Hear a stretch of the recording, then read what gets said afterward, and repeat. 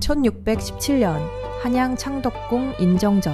한밤중에도 꺼지지 않는 등불 아래 한 왕의 얼굴에는 불안이 드리워져 있었다. 조선 제15대 왕 광해군. 그는 이미 왕위에 올라 있었지만 그 자리는 결코 안전하지 않았다. 대신들은 조용히 고개를 숙이고 있었지만 그 침묵 속에는 분명한 균열이 존재했다. 누군가는 그를 지지했고 누군가는 그를 끌어내리려 했다. 그리고 그 모든 갈등은 보이지 않는 칼날처럼 궁궐 안을 가르고 있었다.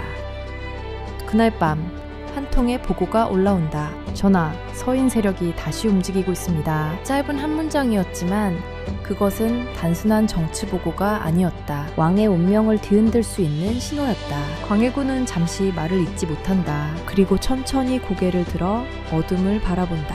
그의 눈빛에는 분노도 두려움도 아닌 설명하기 어려운 긴장감이 서려 있었다. 그는 이미 알고 있었다. 이 싸움은 단순한 권력 다툼이 아니라는 것을. 이것은 생존의 문제였다. 잠시 후 그는 낮은 목소리로 말한다. 누가 나를 버리려 하는가? 그 순간 조선의 운명은 이미 돌이킬 수 없는 방향으로 흘러가기 시작하고 있었다. 이 이야기는 실제 역사에 기록된 사건이다. 조선왕조 실록을 비롯한 다양한 사료를 바탕으로 구성된 이야기다. 역사의 진실을 끝까지 알고 싶다면 지금 바로 구독과 좋아요를 눌러주시기 바란다. 광해군은 단순한 왕이 아니었다. 그는 전쟁 이후 무너진 나라를 다시 세워야 했던 군주였다. 임진왜란이 끝난 뒤 조선은 폐허에 가까운 상태였다. 백성들은 삶의 터전을 잃었고 국가는 재정적으로 완전히 붕괴되어 있었다. 그 상황에서 왕이 된 광해군에게 주어진 임무는 단 하나였다. 나라를 다시 일으키는 것. 하지만 문제는 내부에 있었다. 조선의 정치는 이미 동인과 서인으로 갈라져 있었고 갈등은 점점 더 격화되고 있었다. 그리고 그 중심에는 언제나 왕이 있었다. 광해군은 정통성에서 자유롭지 못한 왕이었다. 그는 적통 왕비의 아들이 아니었고 세자로 책봉되는 과정 또한 순탄하지 않았다. 그 사실은 끊임없이 그의 발목을 잡았다. 대신들 중 일부는 그를 인정하지 않았다. 그들에게 광해군은 언제든지 교체 가능한 존재였다. 그리고 그 생각은 점점 더 위험한 형태로 발전하고 있었다. 왕은 알고 있었다. 자신이 선택받은 왕이 아니라 필요에 의해 세워진 왕이라는 사실을.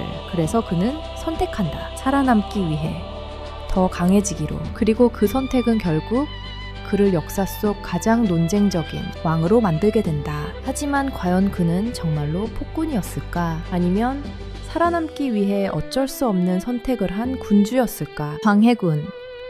그는 왜 조선에서 가장 버려진 왕으로 남게 되었는가? 광해군의 본명은 이온이다. 조선 선조의 둘째 아들로 태어난 그는 태어나는 순간부터 왕이 될 운명과는 거리가 먼 존재였다. 그의 어머니는 공빈 김씨였다. 왕비가 아닌 후궁 출신이었기 때문에 그의 신분은 처음부터 한계를 안고 있었다. 조선의 엄격한 적서 질서 속에서 그는 결코 우선순위가 될 수 없는 위치에 있었다. 당시 조선 왕실의 중심에는 의인왕후 박씨가 있었다. 그러나 의인왕후는 오랜 시간 동안 후사를 남기지 못했다. 이 상황은 왕실 내부에 불안한 균열을 만들어내기 시작했다. 그 틈 속에서 어린 이온은 점점 주목받기 시작한다. 그는 총명했고 학문에 능했으며 상황 판단이 빠른 인물이었다. 신하들 중 일부는 그를 눈여겨보기 시작했다. 하지만 그의 길은 결코 순탄하지 않았다. 왕세자가 되는 순간조차도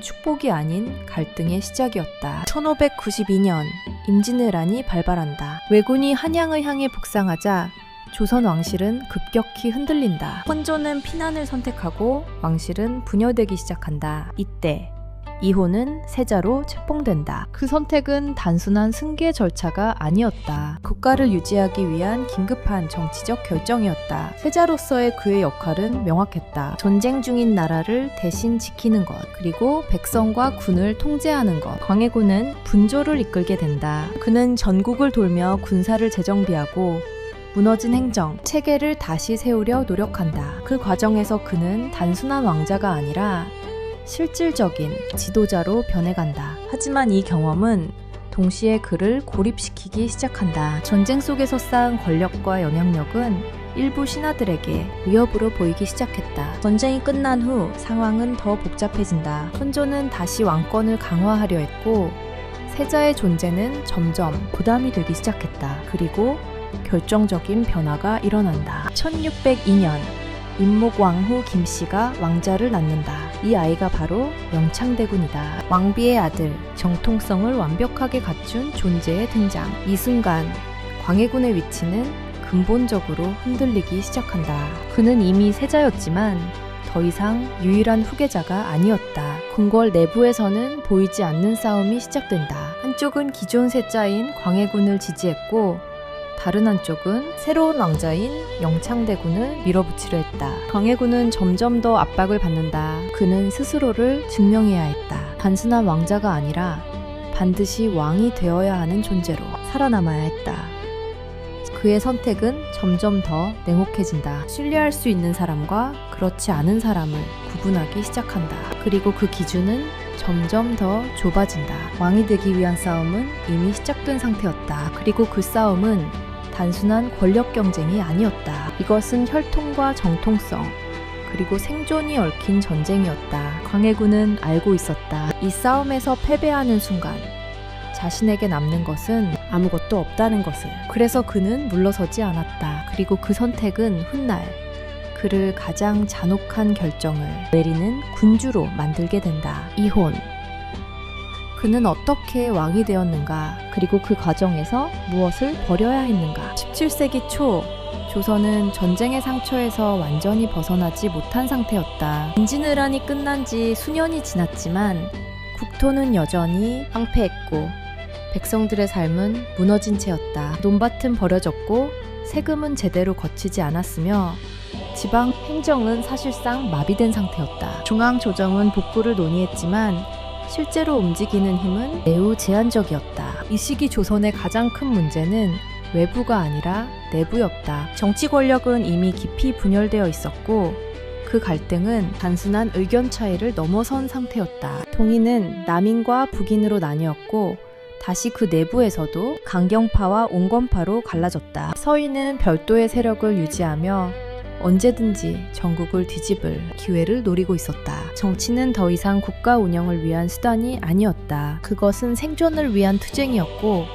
상대를 제거하기 위한 도구였다. 광해군이 왕위에 오른 1608년 이러한 구조는 이미 도착화되어 있었다. 그가 직면한 조선은 단순히 재건이 필요한 나라가 아니었다. 서로를 믿지 못하는 권력 집단들이 얽혀있는 복잡한 체제였다. 광해군은 즉위 직후부터 현실을 정확히 인식한다. 그는 강력한 왕권 없이는 이 혼란을 통제할 수 없다고 판단했다. 그래서 그는 북인을 중심으로 권력을 재편한다. 특히 대북 세력을 중용하며 전국의 주도권을 빠르게 장악한다. 이 선택은 즉각적인 효과를 가져온다. 전국은 일시적으로 안정되는 듯 보였고 정책 집행 속도도 빨라졌다. 하지만 동시에 위험도 함께 커지고 있었다. 정치에서 배제된 세력들은 조용히 물러나지 않았다. 그들은 기회를 기다리며 더욱 조직적으로 움직이기 시작했다. 광해군은 외교에서도 중요한 결정을 내린다. 당시 동아시아의 질서는 급격히 변화하고 있었다. 명나라는 점점 약해지고 있었고 북방에서는 후금이 빠르게 성장하고 있었다. 이 두 세력 사이에서 조선은 선택을 강요받는 위치에 놓였다. 광해군은 현실을 선택한다. 명나라에 대한 의리를 유지하면서도 후금과의 충돌을 피하려는 중립 외교를 추진한다. 그는 전쟁을 피해야 한다고 판단했다. 이미 한 번의 전쟁으로 국가가 붕괴 직전까지 갔기 때문이다. 하지만 이 정책은 내부에서 거센 반발을 불러온다. 서인을 중심으로 한 세력은 명나라에 대한 절대적인 충성을 주장했다. 그들에게 광해군의 외교는 배신으로 보였다. 왕이 도덕을 버리고 현실만을 선택했다고 비판했다. 정치적 갈등은 점점 더 이념적인 충돌로 변해간다. 이제 문제는 단순한 권력 분배가 아니었다. 조선이 어떤 나라가 되어야 하는가, 그 근본적인 방향을 둘러싼 싸움이 시작된 것이다. 광해군은 점점 더 고립된다. 그를 지지하는 세력은 있었지만 그 외의 모든 세력은 점점 더 강하게 반발하고 있었다. 그는 알고 있었다. 지금의 선택이 훗날 자신을 위험하게 만들 수 있다는 것을. 하지만 그는 멈추지 않는다. 전쟁을 피하고 국가를 유지하는 것이 우선이라고 믿었기 때문이다. 그 선택은 분명히 합리적이었다. 그러나 조선의 정치 구조 속에서는 합리성만으로는 살아남을 수 없었다. 이때부터 조선은 두 개의 길로 갈라지기 시작한다. 현실을 선택한 왕과 명분을 선택한 신하들, 그리고 그 충돌은 결국 피할 수 없는 결말로 향해 간다. 광해군의 정치는 과연 옳았는가? 아니면 그 선택 자체가 이미 파국의 시작이었는가? 광해군이 권력을 장악한 이후 조선의 정치 구조는 빠르게 재편되기 시작한다. 표면적으로는 안정된 듯 보였지만 그 내부에서는 점점 더 날카로운 균열이 확장되고 있었다. 가장 먼저 드러난 갈등은 왕위 계승 문제였다. 광해군은 이미 왕이었지만 그의 정통성은 여전히 논쟁의 대상이었다. 그 중심에는 영창대군이 있었다. 선조의 적통 왕비 임목왕후의 아들로 태어난 그는 혈통적으로 완전한 정당성을 가진 존재였다. 당시 조정의 일부 신하들은 이 점을 강조하기 시작한다. 그들은 광해군이 아니라 영창대군이 왕위에 올라야 한다고 주장했다. 이 움직임은 단순한 의견이 아니었다. 그것은 광해군의 존재 자체를 부정하는 정치적 선언이었다. 광해군은 이 상황을 예의주시한다. 그는 침묵했지만 결코 방관하지 않았다. 그의 측근들은 빠르게 움직이기 시작한다. 특히 대북 세력은 이 문제를 국가의 안정과 직결된 사안으로 규정한다. 그들의 논리는 분명했다. 지금 왕위를 흔드는 것은 곧 국가를 다시 혼란으로 몰아넣는 행위라는 것이었다. 하지만 반대 세력 역시 물러서지 않았다. 서인을 중심으로 한 집단은 점점 더 공개적으로 목소리를 높인다. 그들은 광해군의 과거를 끊임없이 문제 삼았다. 후궁의 아들이라는 출신, 그리고 세자 책봉 과정에서의 정치적 결정, 이 모든 것이 그의 약점으로 반복해서 제기되었다. 갈등은 점점 더 위험한 방향으로 나아간다. 단순한 논쟁을 넘어 서로를 제거하려는 움직임이 감지되기 시작한다. 이 시점에서 등장하는 인물이 있다. 이이첨. 그는 대북 세력의 핵심 인물이었고 광해군 정권의 실질적인 중심에 서 있던 인물이었다. 정치적 감각이 뛰어났고 상황을 빠르게 읽는 능력을 가지고 있었다. 하지만 동시에 매우 과격한 선택을 주저하지 않는 인물이기도 했다. 이이첨은 판단한다. 영창대군의 존재 자체가 위험하다고. 그는 단순히 왕위 경쟁자가 아니라 언제든지 정권을 뒤집을 수 있는 상징적인 존재였다. 그 결론은 명확했다. 위협은 제거되어야 한다. 이 판단은 곧 행동으로 이어진다. 영창대군을 둘러싼 세력에 대한 압박이 시작된다. 임목왕후 역시 그 중심에 있었다. 그녀는 아들을 지키기 위해 노력했지만 정치적 힘은 점점 약해지고 있었다. 궁궐 내부의 분위기는 점점 더 숨막히게 변해간다. 누가 누구의 편인지 알 수 없었고 한마디 말이 생명을 위협할 수 있는 상황이었다. 광해군은 이 모든 과정을 알고 있었다. 그는 직접 나서지 않았지만 흐름을 통제하고 있었다. 그의 선택은 점점 더 명확해진다. 위협이 된다면 제거해야 한다. 이 시기 여러 사건들이 연이어 발생한다. 반대 세력 인사들이 제거되거나 유배되었고 일부는 의문의 죽음을 맞이한다. 조정은 점점 단일한 목소리만 남게 된다. 그러나 그 침묵은 결코 안정이 아니었다. 그것은 공포에 의한 정적이었다. 광해군은 점점 더 강한 권력을 손에 쥐게 된다. 하지만 그 힘은 동시에 더 큰 위험을 불러오고 있었다. 사람들은 더 이상 왕을 신뢰하지 않았다. 그들은 두려워하기 시작했다. 그리고 그 두려움은 언젠가 폭발할 수밖에 없는 감정이었다. 이 시점에서 조선은 이미 돌아갈 수 없는 길에 들어서고 있었다. 왕은 살아남기 위해 선택했고 신하들은 그 선택에 반발하고 있었다. 서로를 이해할 수 없는 두 집단, 그리고 그 사이에서 가장 약한 존재가 점점 더 위험한 위치로 밀려난다. 영창대군, 그는 아직 어린아이였다. 하지만 그의 존재는 이미 정치의 중심에 놓여 있었다. 그리고 이제 그를 둘러싼 갈등은 더 이상 멈출 수 없는 단계로 들어서고 있었다. 이 갈등은 어디까지 이어질 것인가? 그리고 광해군은 어디까지 선택할 수 있었던 것인가? 광해군 정권의 긴장은 이제 더 이상 숨길 수 없는 수준에 이르렀다. 겉으로는 조정이 안정된 것처럼 보였지만 그 내부에서는 끊임없이 균열이 확대되고 있었다. 권력을 장악한 대북 세력은 점점 더 강경해졌다. 그들은 단순한 정치적 우위를 넘어서 완전한 통제를 원하고 있었다. 이이첨을 중심으로 한 핵심 인물들은 판단을 내린다. 지금의 불안 요소를 모두 제거하지 않으면 결국 정권 자체가 무너질 것이라는 결론이었다. 그 대상은 점점 명확해진다. 영창대군과 그를 둘러싼 모든 인물들. 조정에서는 공개적인 논쟁이 이어졌다. 일부 신하들은 여전히 어린 대군을 보호해야 한다고 주장했다. 그러나 그 목소리는 점점 힘을 잃어갔다. 대북 세력은 다른 논리를 내세운다. 국가의 안정을 위해서는 잠재적인 위험을 제거해야 한다는 것이었다. 그들에게 영창대군은 단순한 왕자가 아니라 언젠가 반란의 명분이 될 수 있는 존재였다. 광해군은 이 상황을 침묵 속에서 지켜본다. 그는 직접적인 명령을 내리지 않았지만 흐름을 막지도 않았다. 이 침묵은 곧 승인으로 받아들여졌다. 전국은 점점 더 급격하게 움직이기 시작한다. 영창대군을 지지하던 인물들이 하나둘씩 제거되거나 유배된다. 조정의 공기는 점점 더 무겁게 가라앉는다. 그리고 결국 결정적인 조치가 내려진다. 영창대군을 궁 밖으로 내보내는 조치였다. 그는 강화도로 보내진다. 그곳은 사실상 정치적 격리 공간과 다름없는 장소였다. 어린 대군은 갑작스럽게 궁을 떠나야 했다. 그에게 선택권은 없었다. 그저 결정된 운명을 따라야 하는 존재였다. 이 사건은 조선사회에 큰 충격을 준다. 왕의 이복 동생이,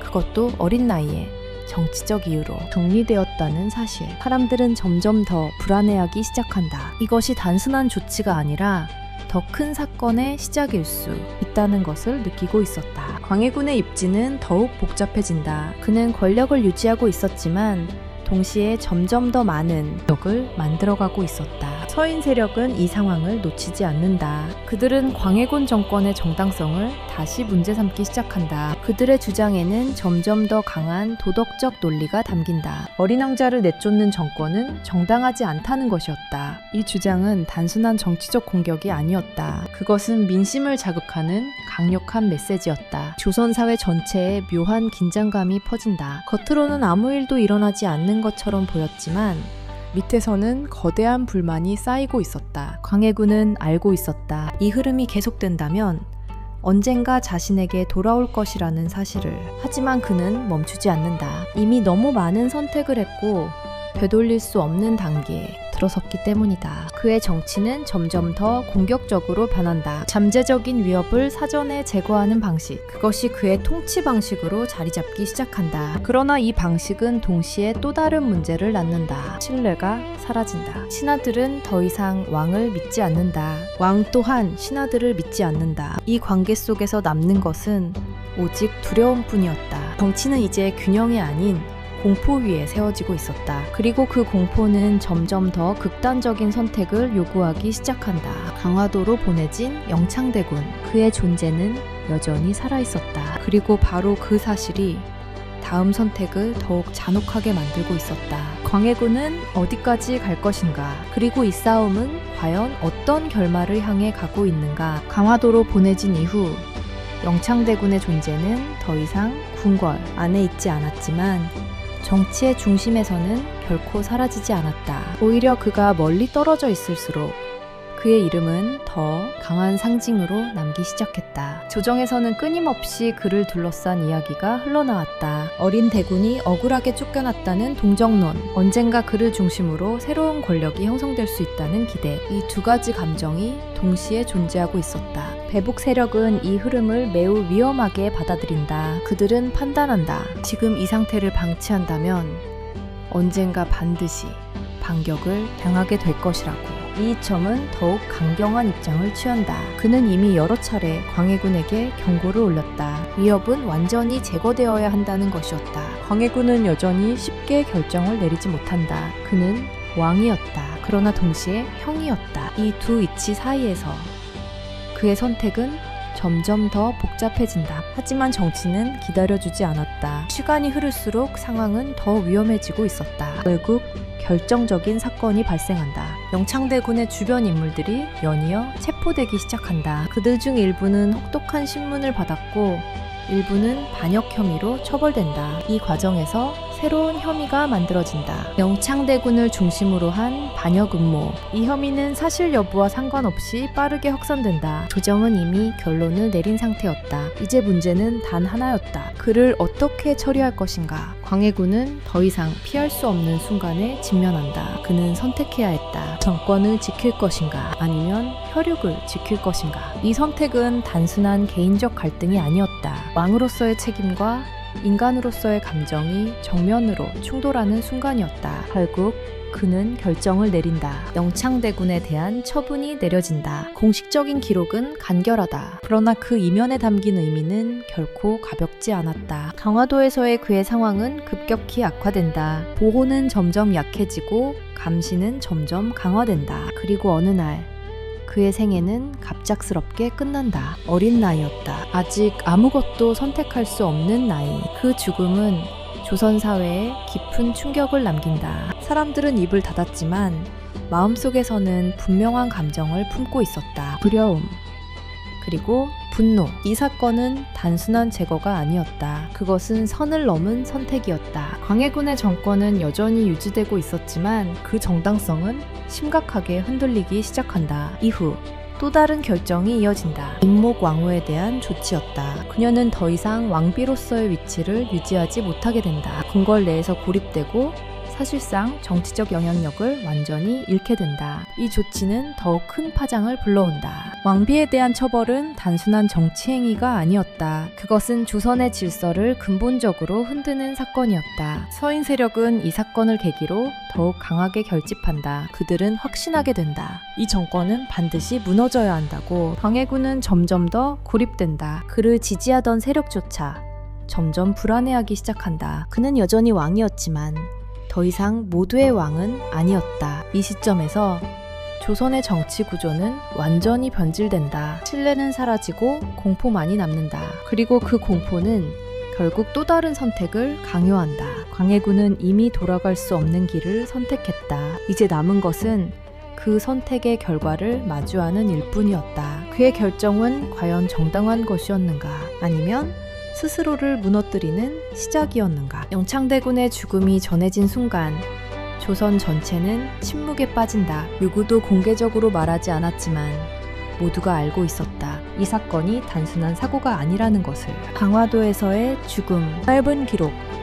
그러나 그 뒤에 숨겨진 정치적 무게는 결코 가볍지 않았다. 사람들은 입을 닫는다. 말하는 순간 그 말이 자신의 목숨을 위협할 수 있다는 것을 알고 있었기 때문이다.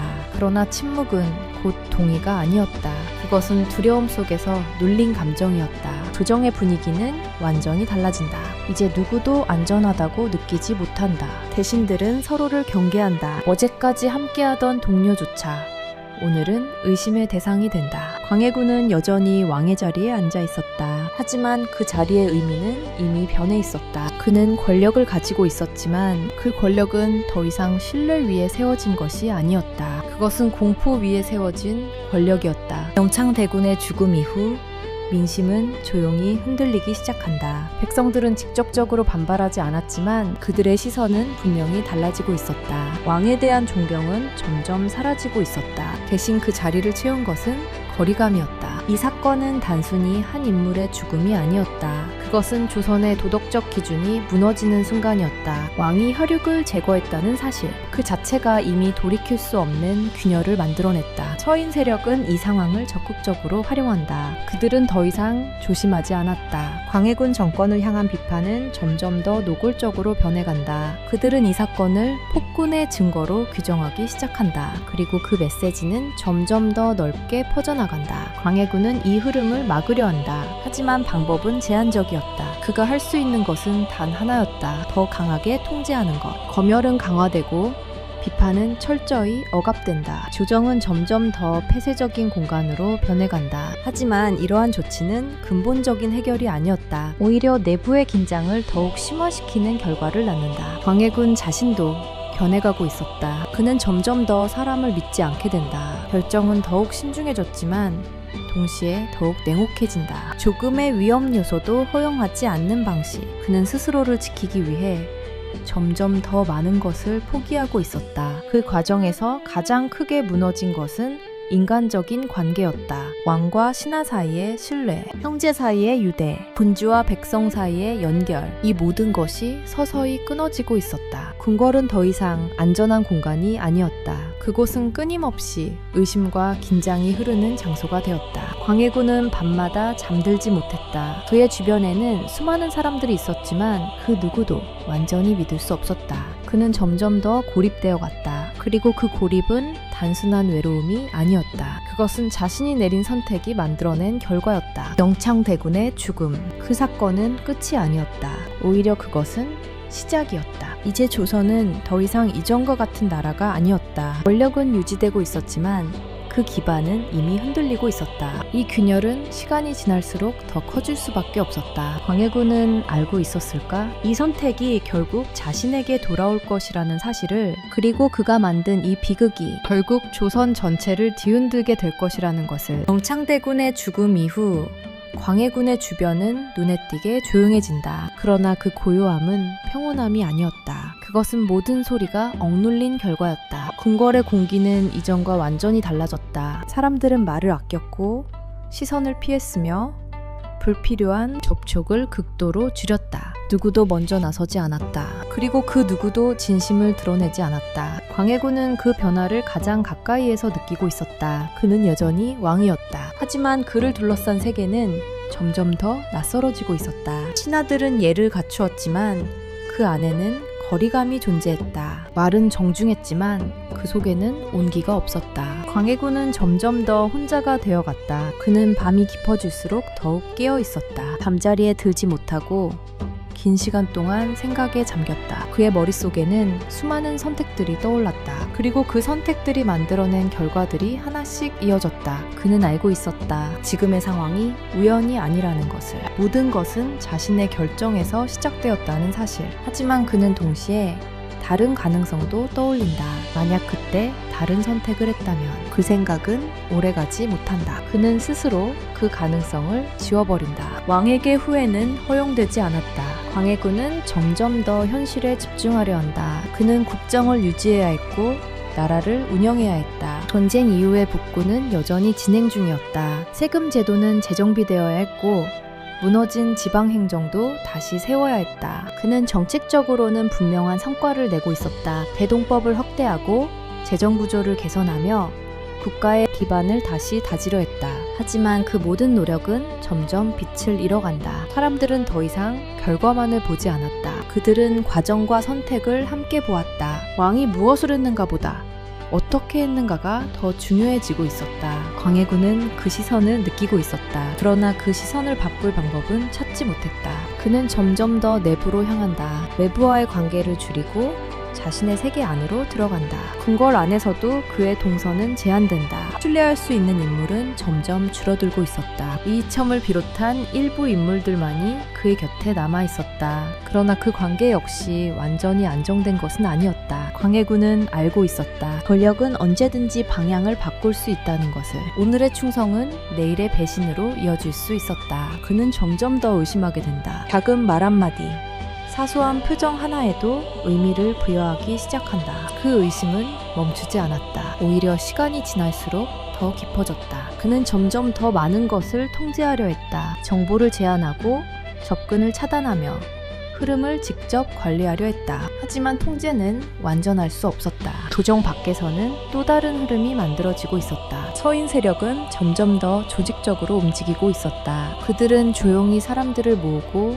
명분을 쌓고 있었다. 그리고 그 명분의 중심에는 하나의 단어가 있었다. 폭군. 이 단어는 점점 더 자주 사용되기 시작한다. 처음에는 소수의 의견이었지만 점점 더 많은 사람들에게 퍼져나간다. 광해군은 그 사실을 알고 있었다. 그러나 그 흐름을 멈출 수는 없었다. 그는 점점 더 고립된다. 왕이었지만 혼자였다. 그의 주변에는 수많은 인물들이 있었지만 그 누구도 그의 내면을 이해하지 못했다. 그는 스스로를 설명할 수 없었다. 그리고 설명하려 하지도 않았다. 그저 앞으로 나아갈 뿐이었다. 그러나 그 길의 끝이 어디인지 그조차도 알 수 없는 상태였다. 고립은 점점 더 깊어지고 있었다. 그리고 그 고립은 결국 또 다른 변화를 준비하고 있었다. 광해군은 지금 어떤 상태에 있었는가? 왕으로서의 책임을 지고 있는가? 아니면 선택의 결과에 갇힌 존재였는가. 광해군의 정권이 점점 더 고립되어 가던 시기, 조선의 또 다른 한 인물이 조용히 움직이고 있었다. 그의 이름은 허균이었다. 허균은 단순한 문인이 아니었다. 그는 뛰어난 문장가이자 시대를 비판적으로 바라보는 사상가였다. 그의 가문은 명문이었다. 누이 허난설은 역시 당대의 이름을 떨친 인물이었고 형제들 또한 학문과 정치에서 두각을 나타냈다. 허균은 일찍부터 기존 질서에 의문을 품었다. 신분제도, 권력구조, 그리고 조선 사회의 경직된 틀. 그는 그것들이 더 이상 시대에 맞지 않는다고 생각했다. 광해군이 집권한 이후 허균은 그의 곁에 가까이 다가간다. 그는 왕의 개혁 의지에 주목했다. 전쟁 이후 무너진 나라를 다시 세우려는 시도, 그리고 기존 질서에 얽매이지 않으려는 모습. 허균은 그 안에서 가능성을 본다. 그는 단순히 왕을 보좌하는 신하가 아니었다. 그는 방향을 제시하려는 인물이었다. 광해군 역시 허균을 주목한다. 그의 생각은 기존의 신하들과는 달랐다. 더 과감했고 더 현실적이었다. 두 사람은 일정한 공감대를 형성한다. 지금의 조선을 유지하기 위해서는 변화가 필요하다는 인식. 허균은 점점 더 중요한 역할을 맡게 된다. 그는 정책의 의견을 제시하고 개혁의 방향을 논의하는 중심에 서게 된다. 그러나 이 관계는 오래 지속되지 않는다. 조정 내부에서는 허균을 향한 의심이 빠르게 커져간다. 그의 사상은 너무 급진적이었다. 기존 질서를 유지하려는 세력에게 그는 위협적인 존재였다. 그의 발언 하나하나가 문제로 지적되기 시작한다. 그가 꿈꾸는 사회는 조선의 근본을 흔드는 것처럼 보였다. 그리고 결정적인 사건이 발생한다. 허균이 역모를 준비하고 있다는 고발이 올라온다. 이 사건은 조정 전체를 흔든다. 그는 단순한 신하가 아니었다. 왕과 가까운 위치에 있던 인물이었기 때문이다. 광해군은 이 사건을 가볍게 넘길 수 없었다. 그는 직접 판단해야 했다. 허균을 믿을 것인가 아니면 의심할 것인가. 이 선택은 단순한 개인의 문제가 아니었다. 왕권의 안정과 직결된 문제였다. 조사는 빠르게 진행된다. 허균과 관련된 인물들이 체포되고 그의 행적이 하나씩 조사된다. 결국 결론이 내려진다. 허균은 처형된다. 그의 죽음은 또 하나의 충격을 남긴다. 그는 단순한 반역자가 아니었다. 많은 이들에게 그는 새로운 가능성을 상징하는 인물이었다. 그의 제거는 단순한 사건이 아니었다. 그것은 변화의 가능성을 스스로 차단한 선택이었다. 광해군은 다시 한번 선택을 한다. 그리고 그 선택은 또 하나의 고립을 만들어낸다. 이 사건 이후 광해군 주변에는 더 이상 다양한 목소리가 남지 않는다. 그를 비판하던 인물은 사라졌고 새로운 방향을 제시하던 인물도 사라졌다. 남은 것은 오직 순응하는 인물들 뿐이었다. 왕은 더 안전해졌을까? 겉으로는 그렇다. 하지만 실제로는 더 위험해지고 있었다. 다양한 의견이 사라진 정치는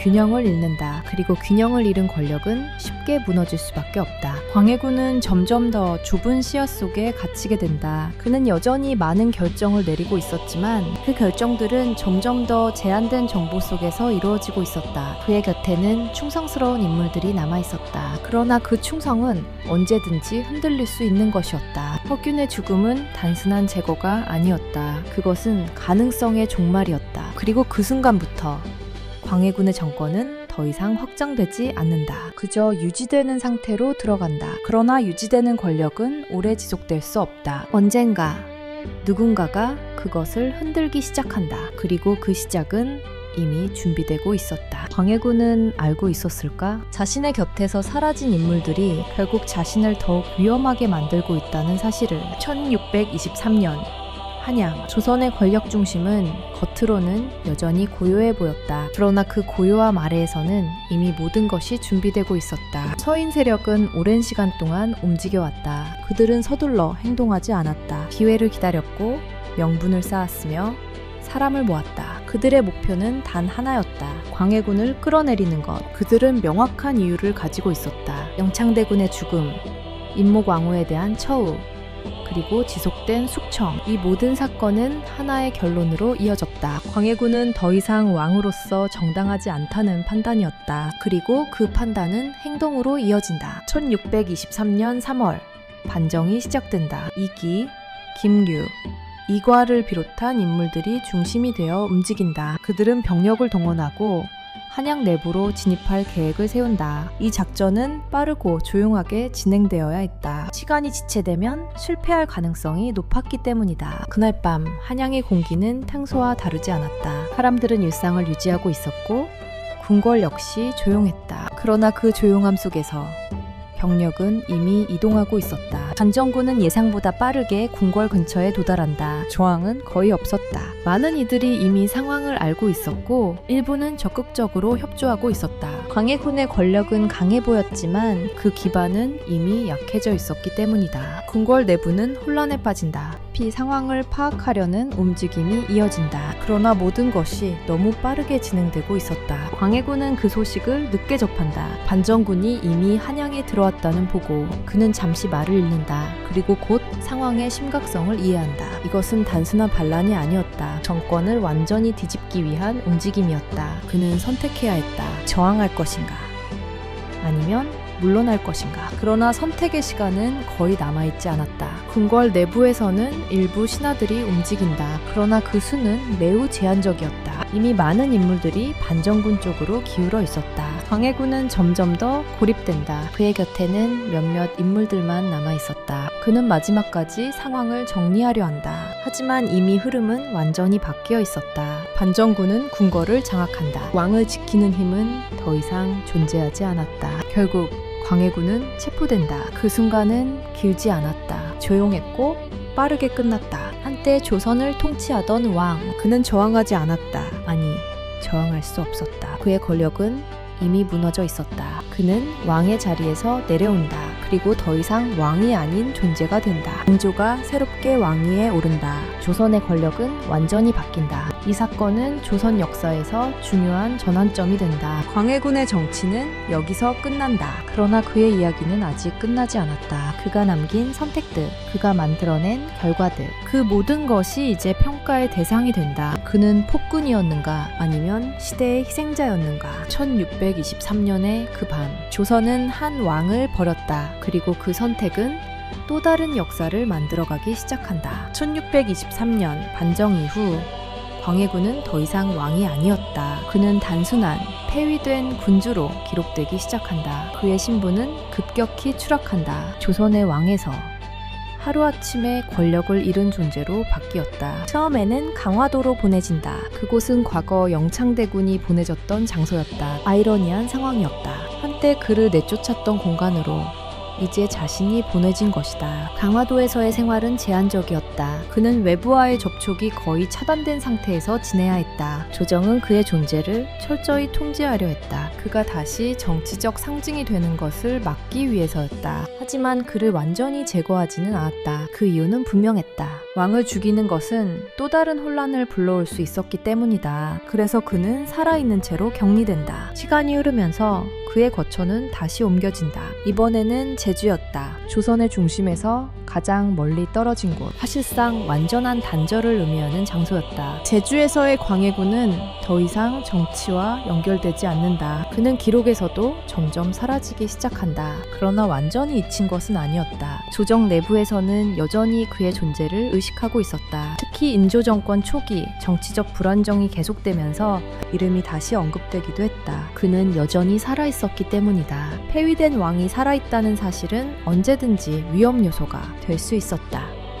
하지만 시간이 흐르면서 그 위험성은 점점 줄어든다. 사람들의 기억 속에서 그의 존재가 희미해지기 시작했기 때문이다. 광해군은 조용히 늙어간다. 그의 삶에는 더 이상 권력도 정치도 없었다. 남은 것은 오직 시간뿐이었다. 그는 과거를 떠올렸을까? 자신이 내렸던 수많은 선택들을, 그리고 그 선택들이 가져온 결과들을. 기록은 그 부분에 대해 침묵하고 있다. 다만 분명한 것은 하나였다. 그는 끝까지 살아있었다. 그리고 1641년 제주에서 생을 마감한다. 그의 죽음은 조용했다. 조정에서도 크게 다뤄지지 않았다. 한때 조선을 통치했던 왕의 마지막은 그렇게 기록 속에 묻힌다. 그러나 그의 이야기는 여기서 끝나지 않는다. 그가 남긴 정책들, 그가 내렸던 결정들, 그 모든 것이 이후의 역사 속에서 다시 평가되기 시작한다. 인조 정권은 새로운 질서를 세우려 했다. 그러나 그 과정에서 또 다른 문제들이 발생한다. 정치적 갈등은 사라지지 않았고 외교적 상황 역시 더욱 복잡해진다. 그리고 그 변화 속에서 사람들은 다시 한번 질문하기 시작한다. 광해군의 선택은 정말로 잘못된 것이었는가? 그 질문은 시간이 지날수록 더 크게 울리기 시작한다. 그는 이미 사라졌지만 그에 대한 평가는 여전히 살아있었다. 광해군이 죽은 이후 그의 이름은 오랫동안 부정적인 평가 속에 머물러 있었다. 조선왕조실록에 기록된 그의 모습은 분명했다. 패륜적인 군주, 정통성을 무너뜨린 왕, 그리고 폭정으로 나라를 어지럽힌 존재. 인조 정권은 이러한 평가를 더욱 강화한다. 그들은 자신들의 정당성을 확립하기 위해 광해군의 통치를 부정적으로 규정할 필요가 있었다. 그래서 기록은 한 방향으로 정리된다. 그는 실패한 왕으로 남겨진다. 하지만 시간이 흐르면서 새로운 시선이 등장하기 시작한다. 광해군이 추진했던 정책들, 그가 선택했던 외교 전략, 이 모든 것이 다시 분석되기 시작한다. 특히 그의 중립 외교는 주목받는다. 명과 후금 사이에서 균형을 유지하려 했던 선택. 당시에는 비판받았지만 이후의 역사 속에서는 다른 의미로 해석되기 시작한다. 전쟁을 피하려는 전략, 국가를 지키기 위한 현실적인 판단. 이러한 평가가 점점 힘을 얻는다. 또한 대동법의 확대 역시 중요한 업적으로 재조명된다. 세금 제도를 개편하고 백성들의 부담을 줄이려 했던 시도. 그의 정책은 단순한 권력 유지가 아니었다. 국가를 안정시키기 위한 실질적인 노력이었다. 그렇다면 왜 그는 폭군으로 남게 되었는가? 그 이유는 단순하지 않다. 그의 통치에는 분명한 성과가 있었다. 그러나 동시에 치명적인 선택도 존재했다. 영창대군의 죽음, 임목왕후에 대한 처우, 그리고 반복된 숙청. 이 사건들은 그의 모든 업적을 덮어버릴 만큼 강한 영향을 남겼다.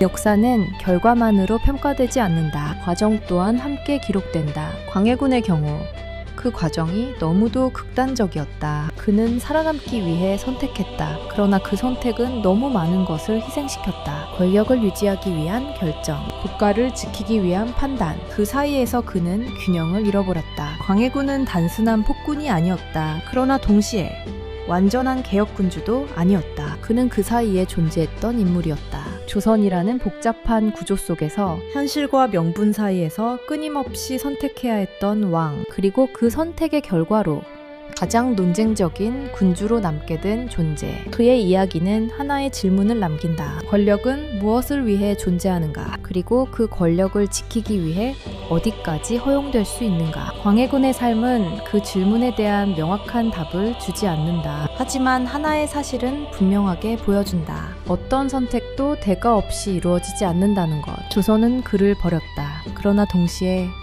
그를 완전히 잊지 못했다. 그의 이름은 오랫동안 논쟁 속에 남아 있었다. 그리고 지금도 그에 대한 평가는 계속해서 이어지고 있다. 광해군.